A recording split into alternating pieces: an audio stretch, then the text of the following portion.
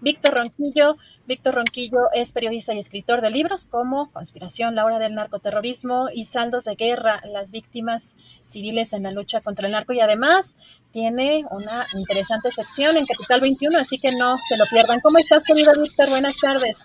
Buenas tardes, Adriana. Contento de estar aquí con ustedes de nuevo. Y bueno, pues eso sucede, ¿no? El problema de la salud que a todos nos está persiguiendo, ¿no? Y por cierto, pues saludos a Julio y esperemos que pronto esté el equipo completo, ¿no?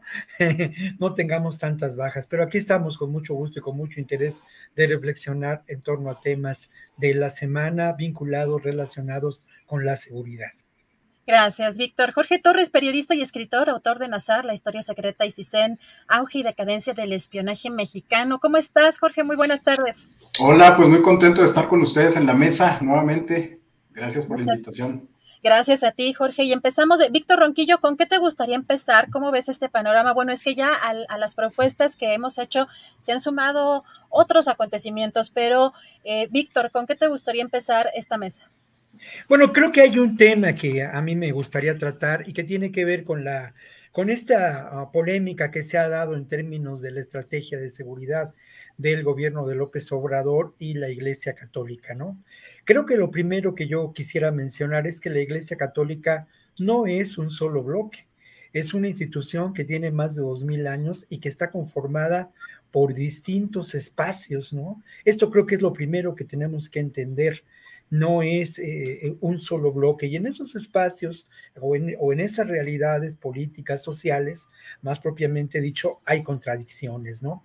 Sin duda, prevalece en estos momentos, y en buena hora que así sea, pues una opción en la mayoría de los casos por los pobres, porque al final de cuentas la jerarquía católica está determinada por el propio Papa, ¿no?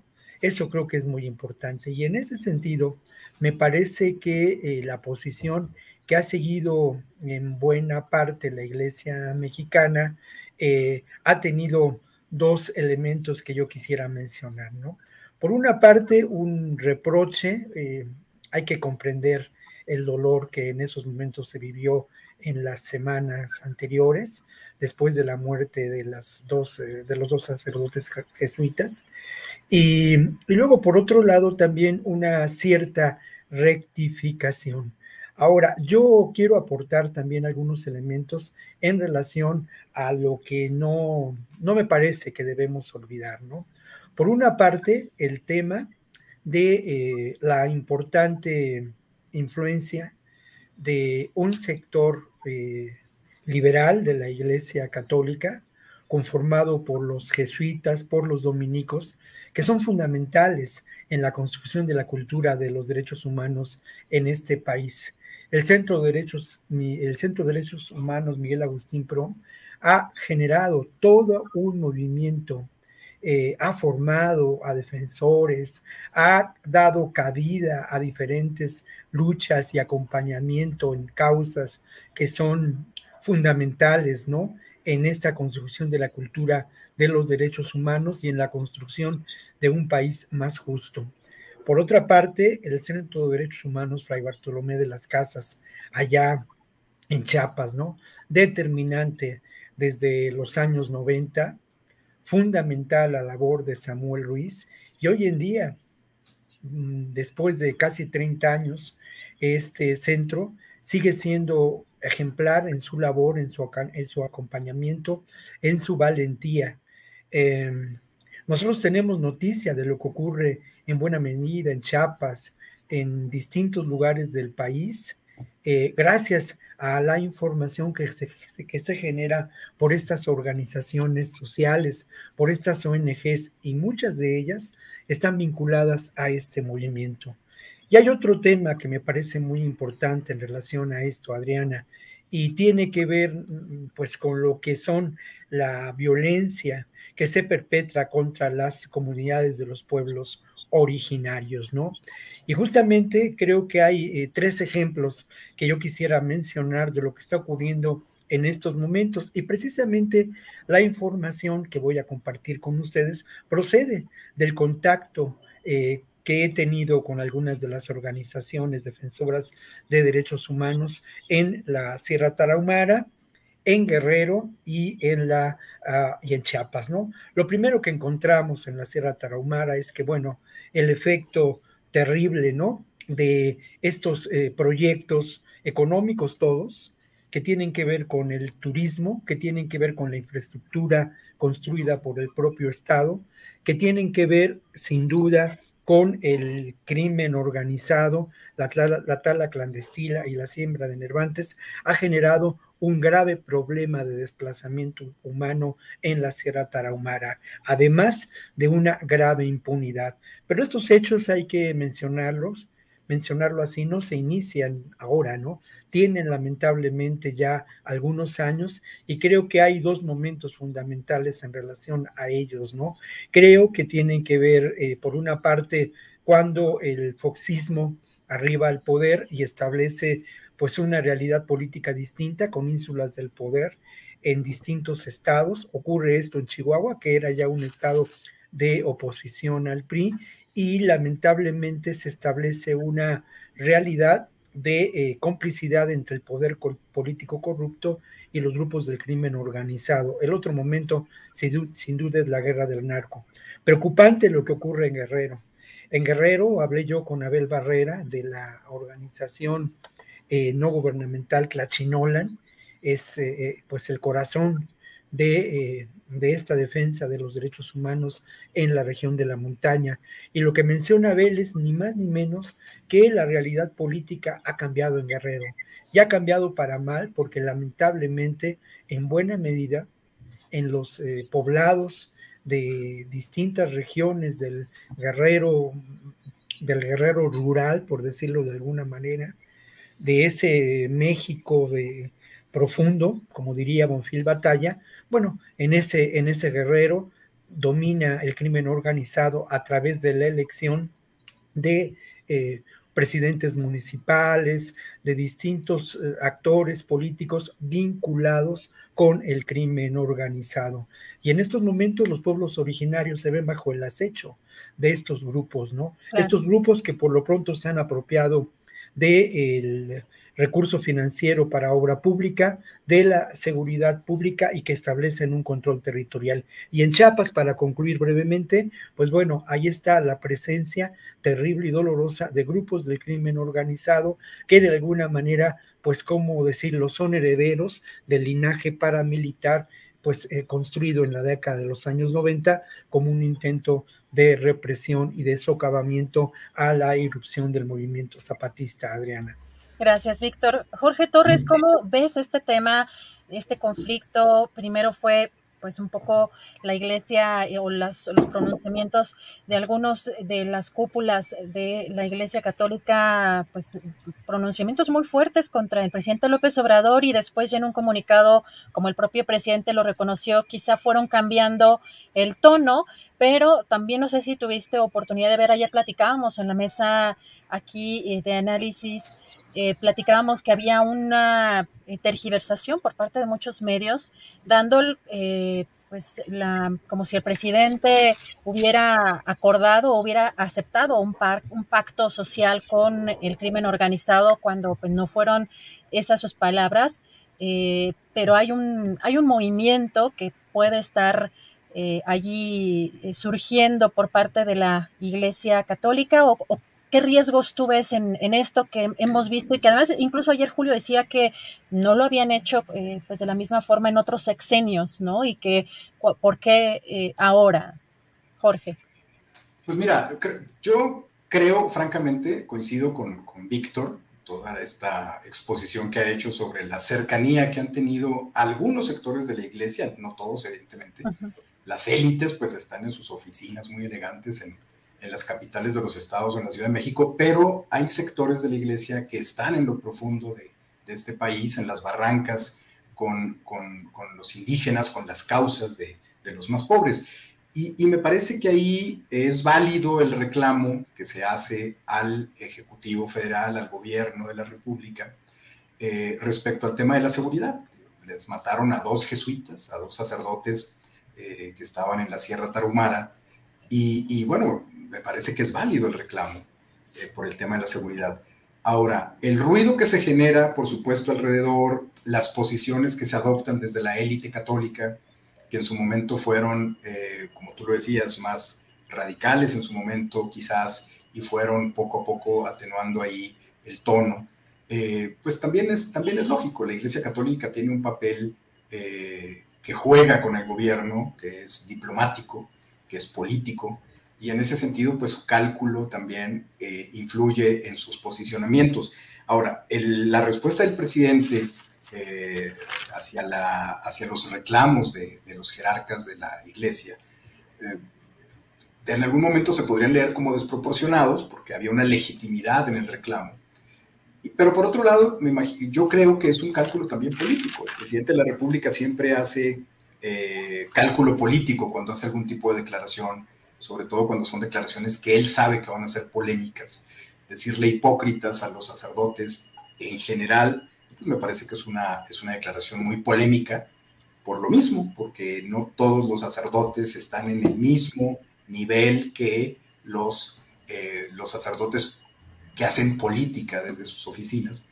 Y en ese sentido me parece que el cálculo político del presidente fue en el sentido de que había mermado de alguna forma el reclamo de la Iglesia hacia su estrategia, a su no estrategia de seguridad, y la respuesta pues fue radical, ¿no? Él también en su momento también fue bajando el tono en su relación con estas declaraciones que habían hecho al principio los jerarcas de la Iglesia. Pero bueno, me parece que es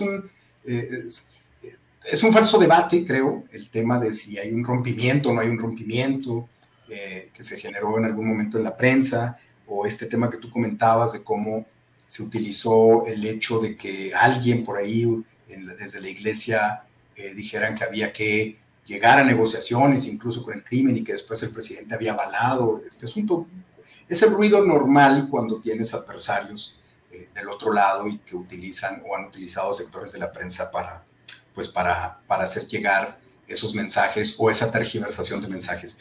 Pero me parece que el tema aquí central, de fondo, por eso digo que es un falso debate, no es tanto si la Iglesia tiene razón en reclamar o por qué no reclamaron antes y ahora sí. Me parece que el fondo del asunto es el tema de la seguridad.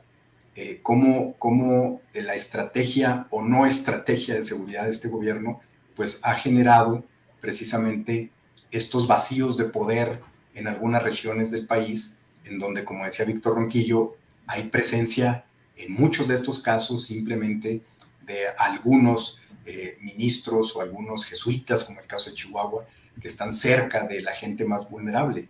Y en ese sentido me parece que lo importante aquí es ese fondo de la cuestión, es cómo resolvemos que el Estado mexicano no tenga estos huecos en donde se generan vacíos aparentemente de poder y que son llenados por otros poderes locales de caudillajes o de bandidaje que generan una violencia como la que hemos visto que se generó en el caso concreto de Chihuahua contra estos dos jesuitas.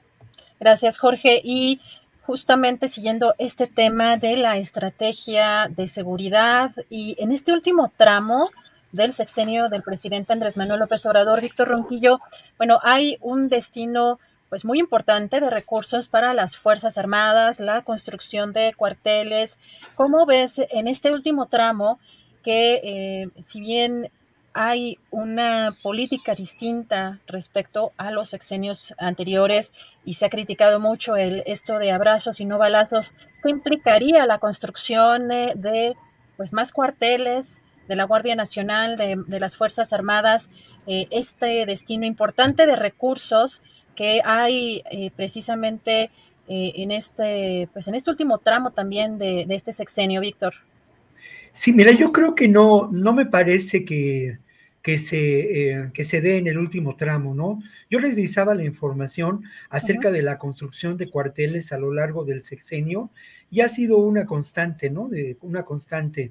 Eso me parece una realidad. Y la inversión que se ha dado en relación a la construcción de estos cuarteles es de más de 6,000 millones de pesos, ¿no? Eso sí nos debe hacer pensar sobre qué papel realmente juega la Guardia Nacional. Creo que hemos hablado, y creo que hay razón en ello, de una militarización de la seguridad pública en la que participan las Fuerzas Armadas. Y obviamente cuando hablamos de Fuerzas Armadas, integramos a la Guardia Nacional, que al fin de cuentas, o al final de cuentas, tiene origen en esas Fuerzas Armadas. Pero creo que hay muchos elementos de indefinición en cuanto a sus tareas, en cuanto a su estrategia y en cuanto a su participación en tareas concretas para velar por la seguridad pública. No sabemos, por ejemplo, hasta qué punto puede realizar o no realizar o realiza labores de inteligencia. No sabemos qué tipo de acciones y alianzas estratégicas puede establecer con el ejército y con la marina en diferentes regiones de nuestro país. Creo que lo que nos parece más evidente es su presencia disuasoria y el que de alguna manera pues haya sido integrada por personas que venían de la policía militar, personas que venían también de la Secretaría de Marina, y lo otro que es muy interesante, ¿no? Y que hay que mencionarlo, ha habido un reclutamiento intenso de nuevos integrantes de la Guardia Nacional. Pero creo que hay muchos elementos que están en duda sobre su posible función. Y estos elementos creo que tendrían que colocarse sobre la mesa ahora que se ha anunciado ya desde hace algunos meses que la próxima o la tercera reforma constitucional propuesta por Andrés Manuel López Obrador será la vinculación constitucional establecida jurídicamente y demás de la Guardia Nacional con el Ejército Nacional, lo cual resulta un contrasentido, porque al final de cuentas se construyó a la Guardia Nacional con una idea de que esta Guardia Nacional fuera una fuerza civil. Es un tema paradójico, ¿no? Ahora, hay otro tema que a mí me importa mucho destacar y que tiene que ver con el abandono que existe de las policías a nivel municipal y a nivel estatal. No hay duda de que ahí, como dirían los clásicos, se incuba el huevo de la serpiente, porque estas policías son las que han sido mayormente penetradas por el crimen organizado, tanto las policías municipales como las policías estatales. Y hasta donde sabemos, no ha habido por parte del gobierno federal una estrategia que abarque una reforma de fondo de estas policías. Tampoco ha ocurrido a nivel de los estados, salvo excepciones como ocurrió con Tamaulipas y los famosos y temibles golpes, ¿no? Pero creo que ahí hay un gran tema que se ha dejado de lado en la estrategia. Y otro tema que sí me parece que ha cambiado en las últimas semanas en términos de la estrategia de seguridad del gobierno de Andrés Manuel López Obrador, o más que de la estrategia, de la comunicación de la estrategia, son las mañaneras de los jueves, ¿no? Donde se hace una revisión de diferentes casos por Ricardo Mejía Barquera, el subsecretario de Seguridad, y se da información en relación a los casos más destacados. Y en relación a ello también hay que mencionar cómo desde hace igual 5 o 6 semanas los medios de información que podemos considerar ligados al anterior sistema político o al régimen anterior, pues han establecido una estrategia muy clara de aprovechamiento de la información en términos de seguridad pública para golpear al actual gobierno, para generar un asunto de pues irritación social y generar una tensión política que sin duda los beneficia a ellos, porque si hay un espacio en el que la sociedad mexicana se encuentra lastimada, es en el ámbito de la seguridad pública. A ellos se ha respondido que son temas de seguridad federal, pero creo que lo que está pasando en términos de seguridad es muy preocupante vuelvo al tema de lo que ocurre en este México profundo, donde vemos la irrupción de grupos paramilitares, ya lo hemos señalado en otras ocasiones. Vemos también cómo estos grupos paramilitares establecen un control del territorio enormemente preocupante, y cómo también en otro ámbito, pero que es muy importante señalarlo y que yo lo quiero poner sobre la mesa, como en Guerrero, en estos momentos, digamos, el poder de la Cámara de Diputados, el poder ha negado la presencia de manera, pues en términos incluso de sanción, de las policías comunitarias, ¿no? Se ha considerado que estas policías comunitarias atentan contra la seguridad pública, cuando es una estrategia de seguridad generada por los propios grupos sociales, ¿no? La policía comunitaria tiene en sus mejores momentos, tuvo un origen clave y fue determinante en distintas regiones de Guerrero para contener el crimen organizado, que, como lo decía en mi anterior intervención, ahora expande su dominio territorial en Guerrero. Gracias, Víctor. Jorge Torres, pues en este último tramo el sexenio del presidente Andrés Manuel López Obrador, vemos que se le está complicando la parte, sobre todo esto que mencionaba Víctor Ronquillo, de esta reforma constitucional a la Guardia Nacional, pero también, Jorge, que ha mencionado en las conferencias mañaneras que de no llevarse a cabo esta reforma se corre el riesgo, y así lo dijo y lo hemos platicado, hemos puesto el segmento en este espacio, de que se convierta, pues de que haya un nuevo Genaro García Luna, o de que se convierta en una situación como la que ya vivimos en sexenios pasados con superpolicía de Felipe Calderón, y cómo se corrompieron en este caso esta policía. ¿Cómo ves tú este último tramo? Si hay pues una construcción más numerosa, si Víctor mencionaba que no lo veía de esa forma, que era una constante, si hay un destino incluso más, en este último tramo también más importante, de recursos a las Fuerzas Armadas. ¿Cómo ves en términos de la estrategia de seguridad del presidente López Obrador en este último tramo? Bueno, pues hay evidentemente una intencionalidad de tener a más militares desplegados en el territorio, disfrazados de guardias nacionales en este caso. Y como decía Víctor, a lo largo del sexenio han venido construyéndose cuarteles, bases, en fin.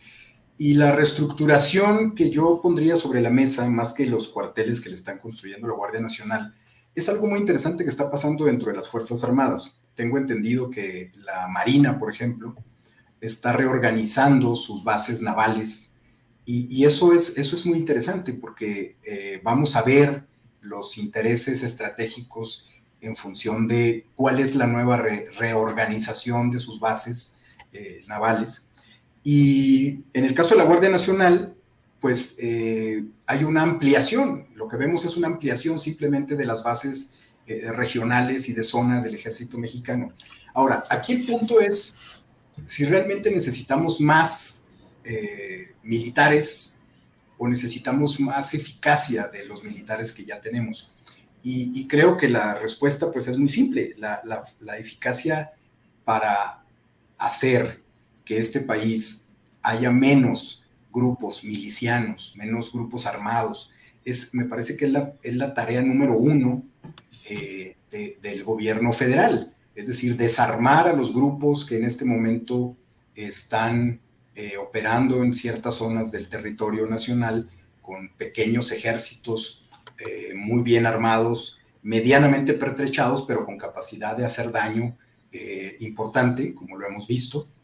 Me parece que la estrategia debería ir en el sentido de desarmar estos grupos, más que el descabezamiento de capos, más que la confiscación de droga, que es importante, por supuesto, que esa estrategia vaya en la lógica de la lucha contra el crimen. Pero me parece que lo prioritario desde hace muchos años ha sido desarmar a estos grupos.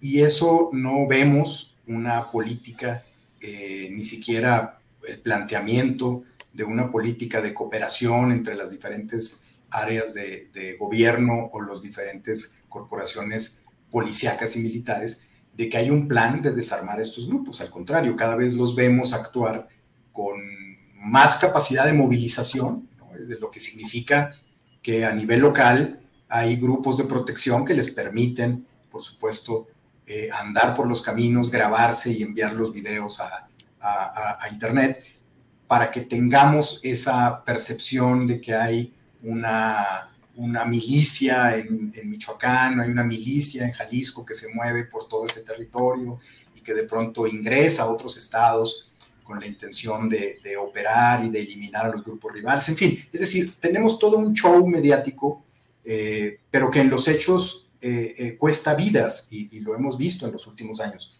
Y esa estrategia de desarmar a estos grupos primero, yo francamente no he visto ningún impulso, ninguna política pública que me diga que hay en marcha una operación en ese sentido. Entonces, si hay más cuarteles para la Guardia, si hay una reorganización de bases navales en la Marina, si el propio ejército mexicano está reorganizándose en función de los cuarteles de la Guardia, pues está bien, es decir, es parte de lo que un gobierno hace. Aquí la pregunta es, ¿en qué los va a hacer más eficaces estos movimientos que están realizando? ¿O por qué van a ser más eficaces? ¿En función de qué teoría van a ser más eficaces? Hasta ahora, en los últimos 4 años, no han sido eficaces en proporcionar una agenda de seguridad que, en primer lugar, desarme a estos grupos, y en segundo lugar, que generen una percepción de que se están haciendo las cosas correctas en el ámbito de la seguridad pública, y el gobierno federal simplemente nos cuenta cada mes, cada 2 meses, cómo van las cifras, es decir, lo mismo que nos decían los gobiernos anteriores, ¿no? Va un punto más abajo, va bajando el crimen en 2%, en 1%, es decir, pero en términos reales, las masacres siguen ahí, los asesinatos, los secuestros siguen ahí. No le gusta al presidente que se le critique por eso, me parece que se le tiene que criticar por eso, es parte de su trabajo y el de su gabinete de seguridad. Se le tiene que criticar al secretario de la Defensa, se le tiene que criticar al secretario de la Marina, y se le tiene que criticar a todo el funcionario que está en el gobierno precisamente para establecer una estrategia de control del crimen organizado o del control del crimen común. No existe esa autocrítica, y no existe tampoco, ni siquiera veo yo la intención de modificar o de cambiar algún punto de la estrategia o de la no estrategia. Entonces, en ese sentido, me parece que si hay más cuarteles, termina siendo irrelevante. Lo que hace falta aquí es misión, es qué hacer con estos militares vestidos de guardias nacionales, qué hacer con esta marina, qué hacer con este ejército, qué hacer con las policías estatales en coordinación. Y lo que no veo es una eficacia real en el combate al crimen, Adriana. Gracias, Jorge. Aquí quisiera poner un tema a debate, si les parece bien, porque tenemos, creo que, visiones, un panorama más amplio en esta mesa el día de hoy, y es interesante también, si me permiten ponerlo en la mesa, el tema de los medios de comunicación, que si bien creo que hay pues un debate se puede dar en torno a la estrategia o no estrategia del presidente López Obrador, quisiera preguntarles, empezando por ti, Víctor, ¿cómo ves la cobertura de los medios de comunicación que quizá el gobierno está teniendo muchos problemas para contener o para definir o para llevar a cabo esta estrategia del abrazos y no balazos, y que puede ver en términos estrictos de la estrategia, este debate y estas posturas que tienen ambos?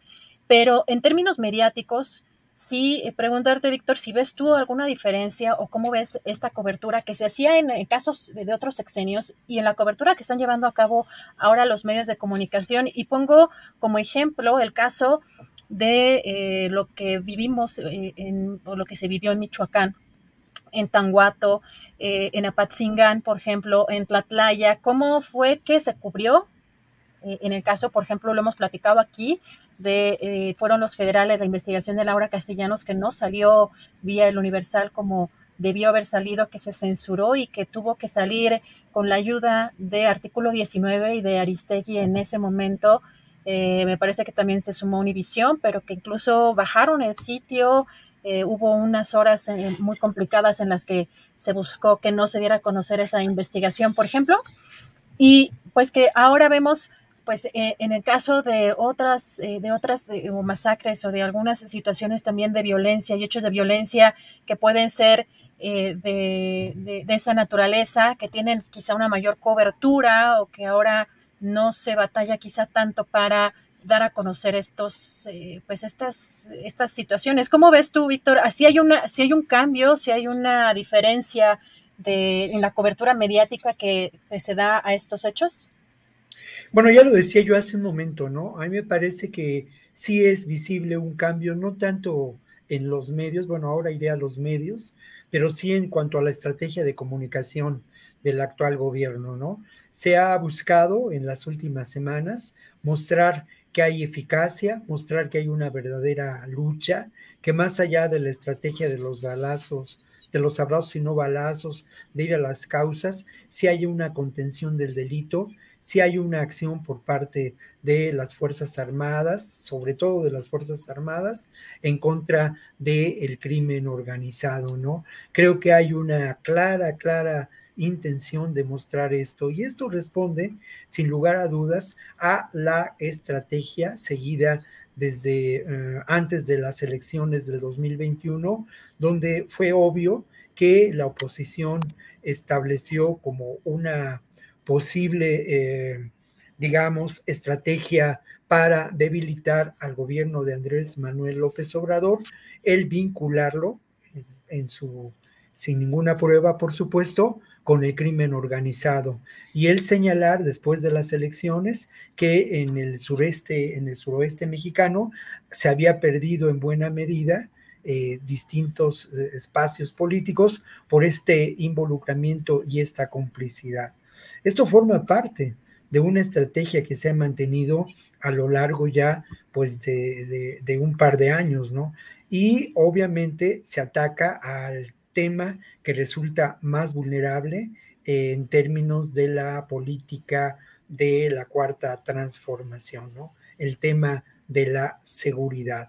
Y además de ello, se ha buscado, además de involucrar al gobierno de la cuarta transformación con el crimen organizado, aludiendo a elementos pues que resultan francamente fantasiosos, no hay ninguna prueba al respecto, no ha sido, digamos, no hay nada de evidencia en relación a estos hechos en ninguna instancia.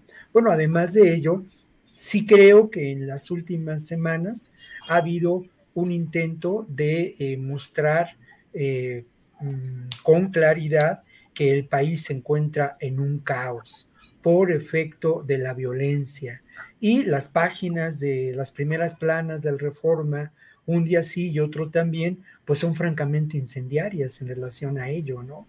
También ocurre con algunos de los columnistas políticos que sabemos su filiación, pues no sé cómo llamarlo, pues bueno, su filiación profesional, su filiación política, sabemos en qué ventanilla cobraron a lo largo de mucho tiempo, ¿no?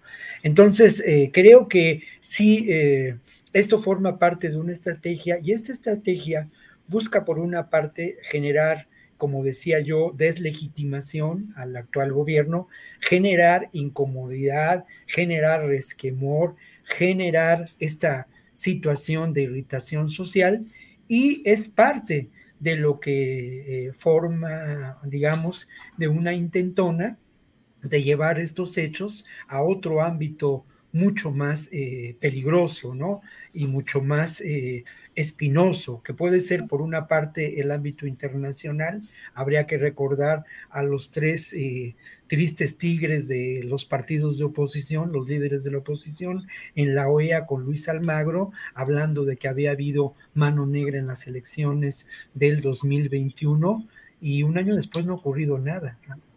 Pero esto puede escalar y lo otro también puede escalar, así como se escaló en un momento dado con amparos que buscaban frenar las obras de infraestructura con las que uno puede no estar de acuerdo del actual gobierno, pero así como se generaron una serie de amparos, también se pueden generar acusaciones en el ámbito judicial sin ningún elemento de prueba, pero que generen una enorme irritación y una distorsión de la realidad. Todo esto, pues con la finalidad que ya lamentablemente ya se ha realizado en otros países de generar la culpabilidad ficticia de personajes como Lula o como Kirchner o como Evo Morales, ¿no? Claro. Y con ello provocar pues el regreso, ¿no? El regreso de una derecha que lo único que tiene como argumentos son este tipo de argucias y este tipo de estrategias que en términos, digamos, generales han sido denunciadas en muchos espacios y se conocen como lawfare, ¿no? Gracias, Víctor. Jorge Torres, ¿cómo ves independientemente y más allá de justamente de las estrategias de seguridad o de la estrategia de seguridad y que podamos criticar desde el periodismo lo que no está o creemos no está dando resultados, pero ¿cómo ves tú en esta parte periodística o en la cobertura? Y esto que menciona Víctor es importante porque finalmente se crean las condiciones desde los medios de comunicación o desde las narrativas también para que pues regresen o estas clases que tuvieron y que han tenido siempre privilegios, las derechas particularmente. Jorge, pero ¿cómo ves en la cobertura mediática? ¿Cómo ves en el sexenio actual y en los otros sexenios? En este caso, por ejemplo, vimos lo que mencionabas también de los padres, de los jesuitas, cómo fue pues una bomba nacional, ¿no? Pues en otros casos, quizá haya en otros sexenios pues mucha censura desde las propias empresas, de los medios de comunicación. ¿Cómo ves tú esta parte del periodismo en términos de la inseguridad, Jorge? Pues mira, yo creo que la información, el problema es que la información es rehén de la propaganda. Y es rehén de la propaganda desde el gobierno, que más que informar, hace propaganda, y es rehén de la propaganda desde los propios medios, que como convertidos en adversarios o en personeros de adversarios del régimen, más que informar, hacen propaganda. Me parece que es donde está el problema, la manera como esa información se usa en función del interés del usuario, en este caso de los medios. Vamos a poner el ejemplo en el sexenio de Calderón, cómo el tema de la violencia y de la barbarie que se estaba presentando en ese momento aparecía en la prensa, aparecía en la televisión, los casos de asesinatos, de masacres, en fin, pero aparecía con una intencionalidad, porque después de una masacre o después de un asesinato aparecían, digamos, detenciones, no necesariamente de los autores de ciertas masacres, sino detenciones de capos, detenciones de personajes vinculados al crimen. Entonces, la intencionalidad de mostrar la violencia en ese momento era también mostrar que se estaba haciendo algo contra la violencia. Entonces, la cobertura, si recordamos, con Calderón era básicamente todos los días se estaban contando los muertos, ¿no? Claro. Se estaban contando los crímenes, etcétera, pero también había una serie de imágenes de detenciones, había una serie de imágenes de capturas. Entonces, la narrativa era esa, es decir, ahí está la barbarie, pero aquí está la acción del gobierno. Con Peña Nieto, el problema fue que, acostumbrados los medios a presentar la barbarie, lo siguieron haciendo, y a Peña ya no le interesaba esta dinámica de Calderón de mostrar capos en la televisión, etcétera. Y entonces hubo una petición, entiendo, por diferentes colegas que lo han dicho, lo han manifestado, sí, editores, de que hubo una petición desde el propio gobierno de ya no mostrar tanta violencia en la televisión, por lo menos. Se hizo un acuerdo, ¿no? Se hizo un acuerdo entre medios. Yo me acuerdo que estaba trabajando en Grupo Asir y era todos los medios, estas empresas de medios se sumaban en un desplegado a no mostrar ya más como por más imágenes violentas, ¿no? Y bueno, ahora, ¿qué ocurre ahora? Bueno, pues ocurre que la realidad no atiende a propagandistas, la realidad está ahí cruda y la información que está ahí estamos viendo cómo desde los aparatos de propaganda, tanto del gobierno como de los grupos adversarios que tienen a sus medios, a partir de los cuales generan esas influencias en la narrativa, pues están presentándonos la realidad en función de cómo quieren que las leamos los ciudadanos.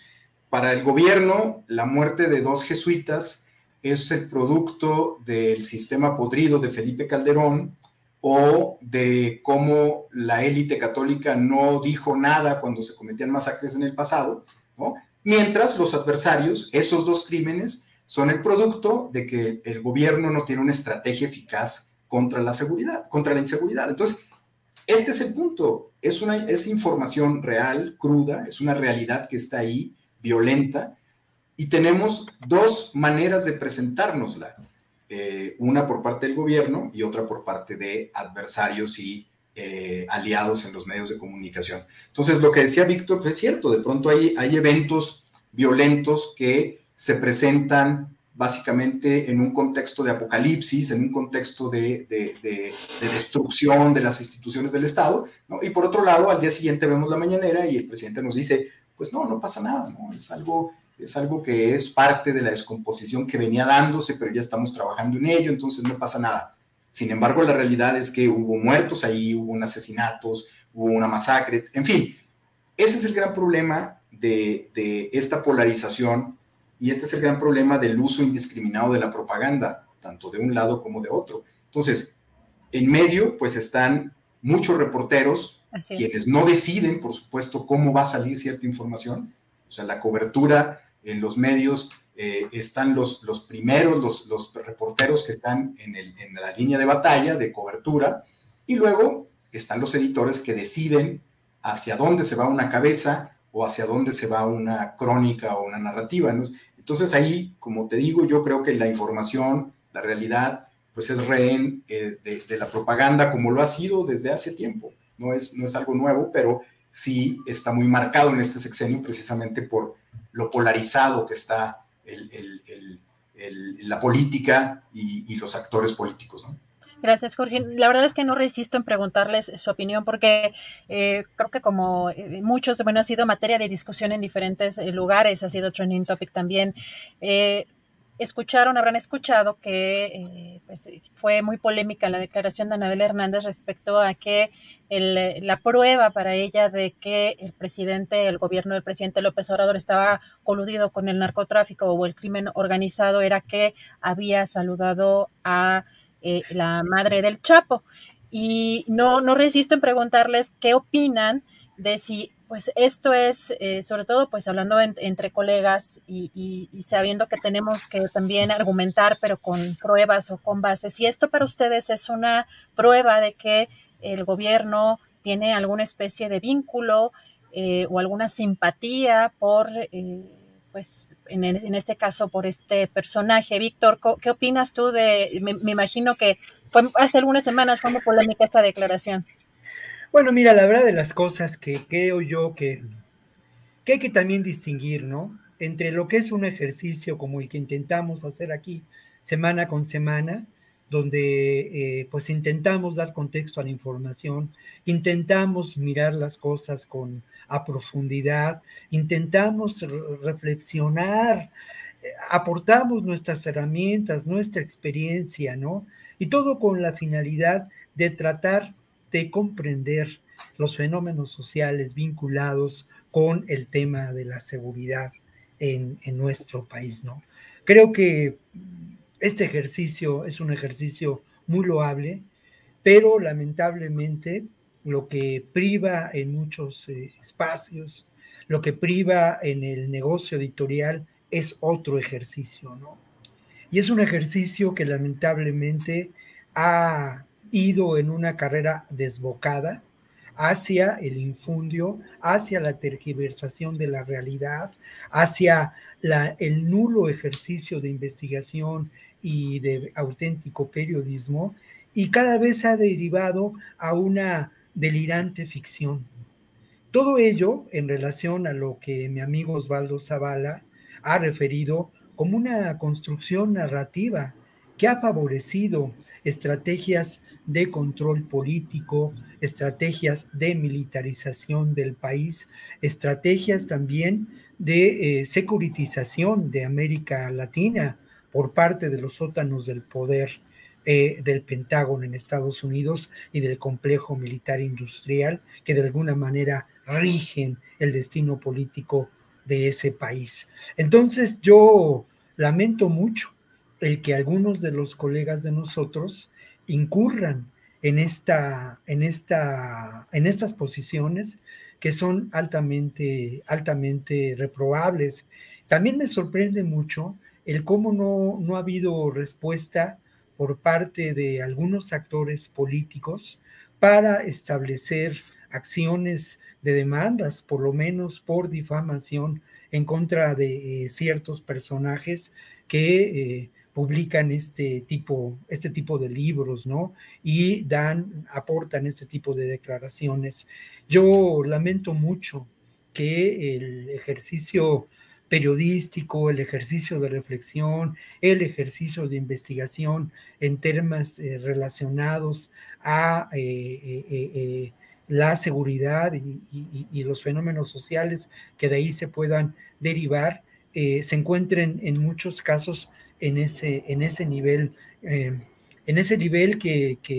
que no lleva a ninguna parte y que por el contrario favorece a una estrategia de desinformación, de mixtificación de la realidad y siguiendo la línea de pensamiento de Osvaldo Zavala, de una estrategia mediática para establecer como un elemento central la guerra del narco y a partir de ahí negar cualquier tipo de reflexión.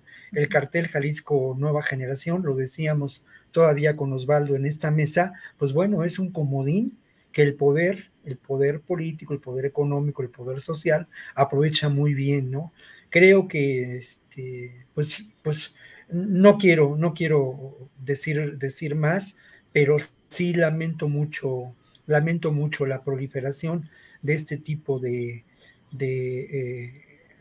pues de posiciones o de acciones o de trabajos que distan mucho de un ejercicio académico y distan mucho más de un ejercicio periodístico, ¿no? Gracias, Víctor. Jorge Torres, ¿tú qué opinas de estas declaraciones que fueron muy polémicas? ¿Crees que esa es una prueba suficiente para mostrar un posible vínculo entre el crimen organizado y este gobierno? Pues mira, de entrada, antes de entrar en materia, te diré que la premisa para mí válida en las hipótesis que como periodista te puedes crear respecto a cómo está la realidad del crimen organizado en México, no parte de políticos con vínculos con el narco, creo que es al revés. Creo que parte de narcotraficantes o criminales vinculados a grupos políticos o a facciones políticas. Me parece que esa es la premisa que debemos utilizar, porque lo hemos dicho, en mi caso lo he repetido en muchas ocasiones, no hay grupo criminal que actúe si no es al amparo de protección oficial. No existe.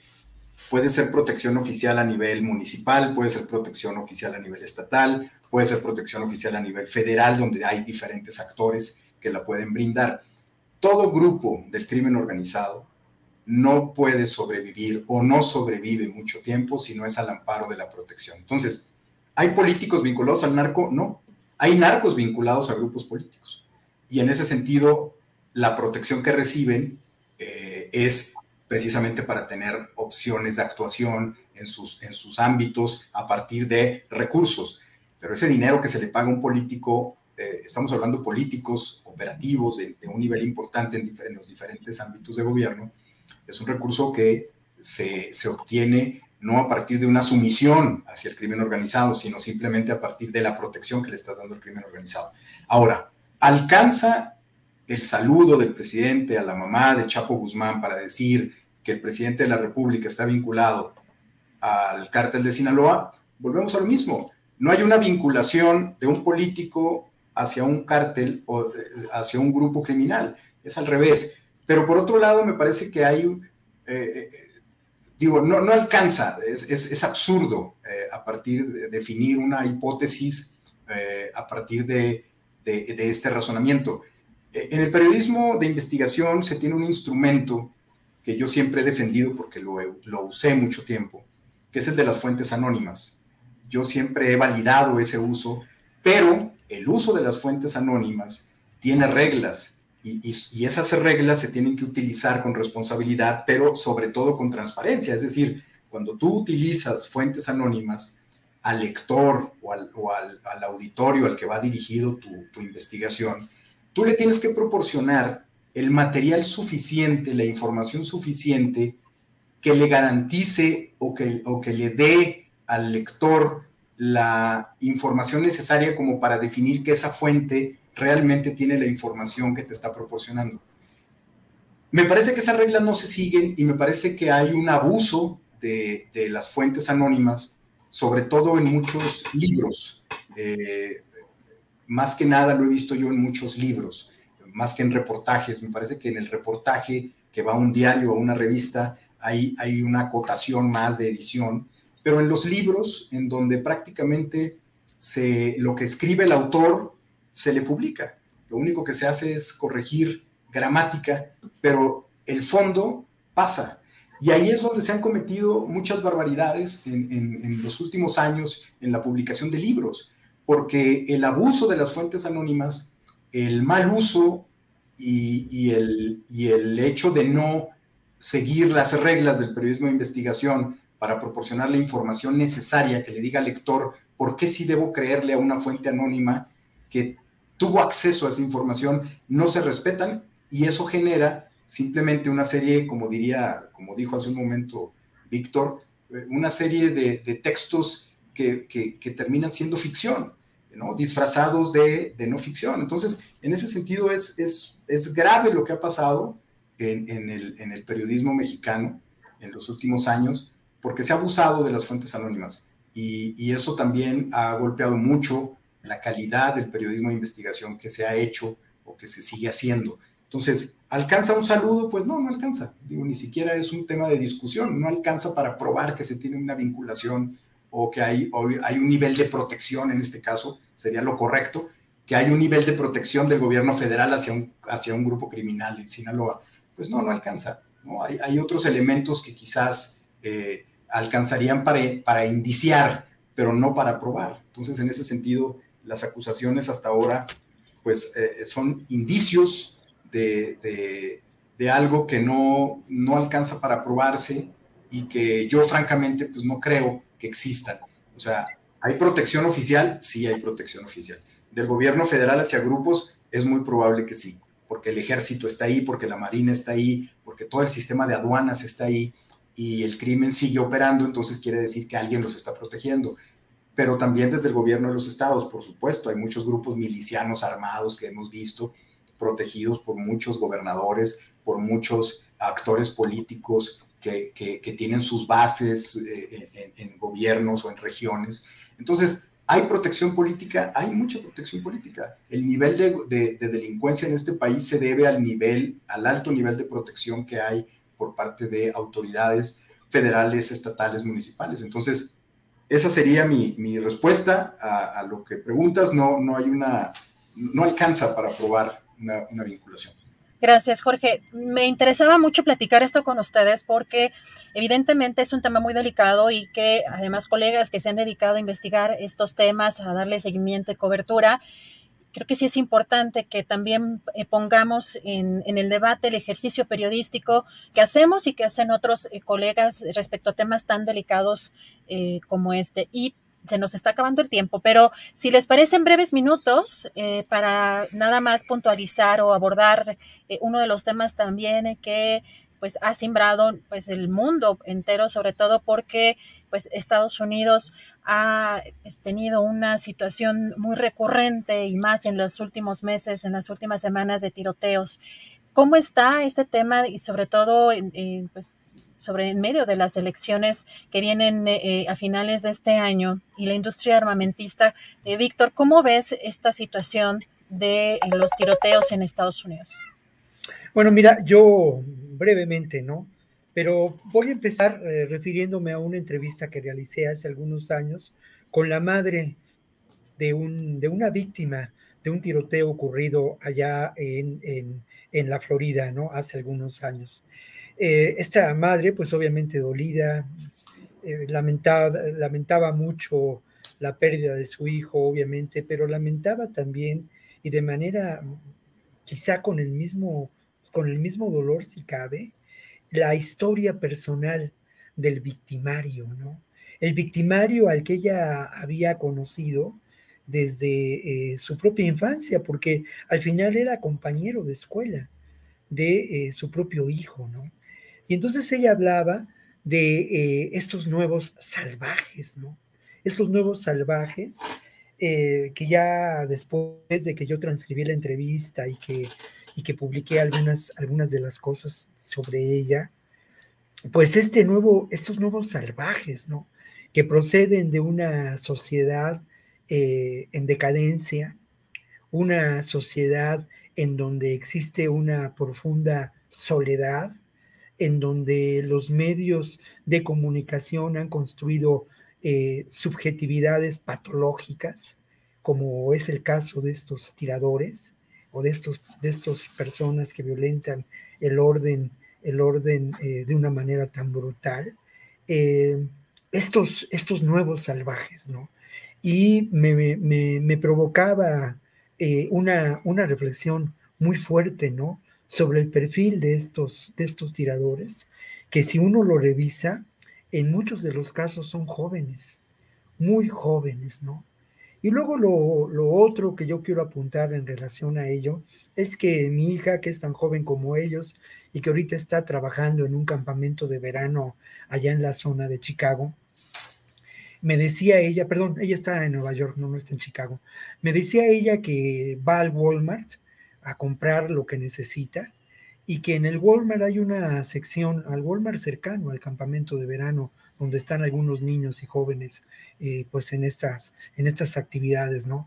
Y que va al Walmart y que le asombra la sección de armamento que tiene el Walmart de una pequeña ciudad cercana al campamento de verano.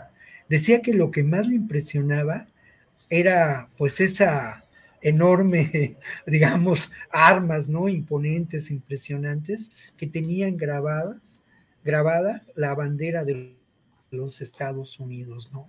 Y luego lo otro, aquí lo hemos mencionado muchas veces, ¿no? Hay un gran negocio que tiene que ver con la securitización, un gran negocio que se expresa sin duda como una bujía de la economía de Estados Unidos desde la época posterior a la Segunda Guerra Mundial y que tiene que ver mucho con la hegemonía económica y política establecida desde la perspectiva imperial por Estados Unidos posterior a esa guerra, que tiene que ver con las guerras desarrolladas por Estados Unidos en diferentes regiones de nuestro planeta como una estrategia y que tiene que ver sin duda también con la securitización del continente americano, ¿no?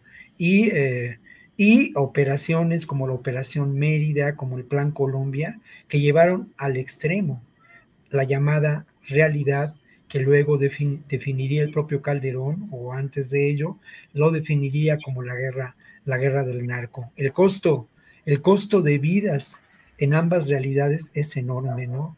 Pero las armas, y yo con eso quiero concluir porque estamos ya sobre el tiempo, pero las armas, mi querida Adriana, público que nos escucha, las armas son las mismas. Gracias, Víctor. Jorge Torres, ¿cómo ves este tema? Y sobre todo, pues, además estamos en medio de una cuestión bastante absurda que el líder nacional del PRI aquí quiso promover una iniciativa para armar a todos los mexicanos. ¿Cómo ves esta situación tan complicada en Estados Unidos con estos tiroteos? Pues mira, es un tema en el que se puede incurrir en lo políticamente incorrecto, es decir, quien opine que el uso de armas es correcto, pues está en ese lenguaje políticamente incorrecto. Ahora, yo siempre he pensado que el problema con los gringos es un tema de fanatismos, es un tema de racismo, es un tema cultural que ha orillado a estas masacres que se han dado y que se presentan de manera muy recurrente. Esto que decía Víctor sobre los perfiles de los tiradores, cuando los analizas, pues hay una vinculación directa con fanatismo patriótico, religioso, con salud mental, por supuesto, pero también con un racismo terrible. Entonces, en ese sentido, el hecho de que personajes con estos perfiles tengan acceso fácil a las armas, pues es un problema. Pero no creo que las armas en sí mismos sean el problema, es decir, que por el hecho de que existan armas se va a producir una masacre de esta naturaleza. Creo que es a la inversa. En México es un país que desde la Revolución Mexicana, luego en la posrevolución, ha habido un flujo de armamento muy, muy grande entre la población. Muchas familias tienen armas en sus casas y los casos parecidos a los de Estados Unidos pues han sido contados con una mano. De hecho, yo diría que el caso de Monterrey es uno de ellos. No tengo otra referencia. Me parece que es un tema muy polémico porque el nivel de armas que están circulando en el país, que están en manos de criminales, de asaltantes comunes, y va subiendo en términos de la pirámide del crimen organizado, es muy amplia. Cada vez tienen armas más sofisticadas. Y la ciudadanía, estamos hablando de gente que tiene ranchos, por ejemplo, en algunas zonas, limitarles el uso de armas me parece que no es correcto. Es decir, el uso de las armas tiene un sentido que, como te digo, no es políticamente correcto, pero yo estoy de acuerdo en que en algunos casos, en algunas zonas, el uso se flexibilice. En México siempre, desde los gobiernos postrevolucionarios, se planteaba que al mexicano había que tenerlo desarmado porque el México bronco siempre estaba latente en el comportamiento nacional. Pero creo que ha habido, al faltar un control de parte del gobierno, un control del uso de armas de grupos y sectores del crimen, dejas a la ciudadanía indefensa. No estoy avalando la iniciativa de Alito, por supuesto, Moreno, pero sí me parece que el análisis debe ser más profundo y se debe polemizar incluso para llegar a conclusiones que realmente sean útiles. Es decir, la dialéctica de la discusión debe llegar allá y no aceptar de facto que no es correcto que haya armas en ciertos casos. Me parece que en Estados Unidos hay una cultura y una circunstancia diferente a la circunstancia que se puede presentar en México o en algún otro país de América Latina, pero que es un debate que sí debe darse, hay que polemizarlo y hay que escuchar argumentos en pro, en contra y llegar a conclusiones, porque sí hay casos muy concretos en los que quizás mucha gente se preguntará qué hubiera pasado si hubiera habido un arma del lado opuesto a los criminales que secuestraron en fin, y hay quien diría, sí, pero es una espiral de violencia. En fin, entramos entre el análisis realista y el análisis idealista, pero me parece que sí es un tema polémico que hay que entrarle y hay que polemizar también. Gracias, Jorge. Y para cerrar, un pequeño postrecito de un minutito y medio. Víctor Ronquillo, ¿con qué quieres cerrar? ¿Aviso, anuncio, otro tema, invitación? Adelante, Víctor. Bueno, invitación creo que sí, porque mira, estamos haciendo un programa en Canal 21 que se llama A Fondo y en donde precisamente analizamos desde una perspectiva diferente, con enfoques distintos, esta realidad social del país y del mundo, ¿no?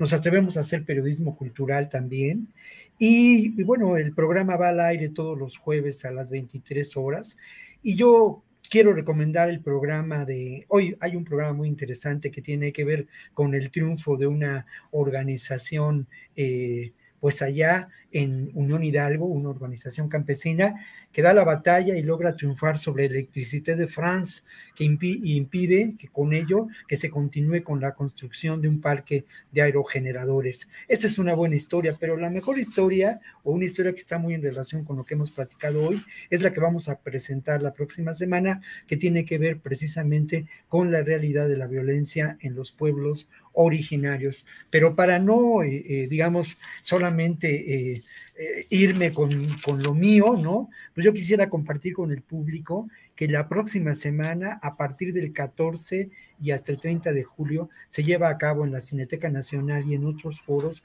algo que es verdaderamente maravilloso y que es el foro de la Cineteca Nacional. Y me atrevo a recomendarlo porque de verdad se presenta en este foro películas de una enorme vanguardia estética, de una vanguardia artística, y en esta ocasión privan las series, las películas documentales. Yo tuve ocasión de ver El Búfalo, El Hombre Búfalo, una película de enorme calidad mexicana, y creo que, pues yo me atrevo, de David Torres, por cierto, homónimo, o pariente tuyo, maestro, ¿no? Pero de veras, yo recomiendo mucho el que las personas vayan a este foro de la Cineteca, porque sobre todo encontrarán un cine nuevo, diverso y de enorme riqueza y propuesta documental. Gracias, Víctor. Jorge Torres, un postrecito dulce, amargo, salado, Oye, no, pues yo iba a cerrar así como con un tema como Tamaulipas y no sé qué, pero ya lo que dijo Víctor me parece que relaja el asunto, que me parece bien además, y más bien quiero recomendarles una cuenta en Twitter que vende libros, y libros muy interesantes, que se llama La Librería MX. Entonces visítenla, hay muy buenas opciones de títulos de todo tipo, y es una muy buena opción para adquirir libros y para adquirir literatura, filosofía, en fin, y es una oferta de garantía de títulos, y pues se los quería recomendar.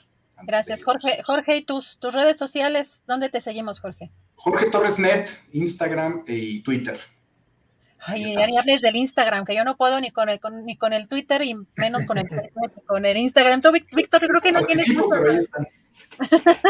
Gracias, Víctor, creo que tú no tienes redes, ¿verdad? No, pero ¿sabes qué? Abierto a cualquier reflexión, diálogo, comentario y lo que sea, en mi correo electrónico, que es roncoblu@yahoo.com.mx. Perfecto, Víctor, Jorge, pues les agradezco mucho la oportunidad de platicar con ustedes, y sobre todo muy importante la reflexión periodística que hemos hecho aquí. A mí me parece muy valiosa y me llevó pues muchas reflexiones y análisis. Muchísimas gracias, Víctor. Un fuerte abrazo. Gracias, Víctor. Un abrazo, y agradezco mucho a Jorge que haya estado con nosotros. Ojalá que venga más seguido, y siempre es grato. De alguna manera nos refresca la perspectiva con su inteligencia y con esa mirada distinta que lamentablemente en ocasiones nosotros nos acostumbramos, ¿no?, a escucharnos a nosotros mismos. Entonces siempre es bueno, ahora sí que refrescar el elenco, ¿no? Gracias, Víctor. Gracias, Adriana. Gracias, Jorge Torres, muchas gracias, un fuerte abrazo y nos vemos próximamente. Gracias, un abrazo a Víctor por sus palabras, y gracias, Adriana. Gracias.